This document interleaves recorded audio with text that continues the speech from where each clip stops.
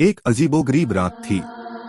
बारिश की बूंदें धीरे धीरे गिर रही थीं और हवा बारिश की गर्मी को थोड़ा सा ठंडा कर रही थी। एक सुनसान रास्ते पर एक घर था जिसकी छत डरावने दिखने लग रही थी। लोग कहते थे कि उस घर में कोई भूत है।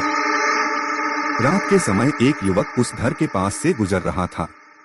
वह अपने दोस्तों के साथ रोज इस रास्ते से जाता था, लेकिन आज उसने अकेले ही यह रास्ता चुना था। वह सोचता था कि उसकी दृष्टि में कुछ नहीं है और वह भूतों में नहीं मानता। धीरे धीरे जब वह घर के पास पहुंचा, तो वह एहसास करने लगा कि कोई उसकी पीठ पर हाथ रख रहा है। उसने पीछे मुड़कर देखा, पर कोई नहीं था। उसने सोचा कि यह उसकी भ्रांति है और वह आगे बढ़ गया। थोड़ी दूर चलने के बाद उसने फिर से वही एहसास महसूस किया। लग रहा था कि कोई उसके पीछे है, पर जब वह मुड़ा तो उसे फिर भी कोई नजर नहीं आई। उसने तेजी से दौड़ना शुरू किया, लेकिन उसे लगता था कि कोई उसके पीछे है और वह उससे बचने के लिए बिल्कुल तैयार नहीं था। अचानक उसने अपने पास कुछ गहरी आवाज सुनी। वह उसे घबराहट महसूस करने लगा। फिर बिना किसी सूचना के एक काले रंग की चाय कप उसके सामने आया।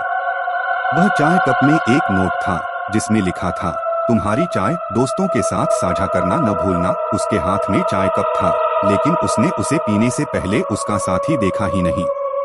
उसने चाय कप को बाहर फेंक दिया और तेजी से वहां से भाग गया। उसने कहीं पीछे मुड़कर नहीं देखा, क्योंकि उसे अब यकीन था कि उस घर में कुछ ऐसा है जो उसे यह धोखा दे रहा था। उसने अपने दोस्तों को इस घटना के बारे में बताया, लेकिन वे सभी उसे हंसी में नहीं लिया। एक भूतिया चाय कप का संदेश बन गया था जो उसने कभी भूल नहीं पाया।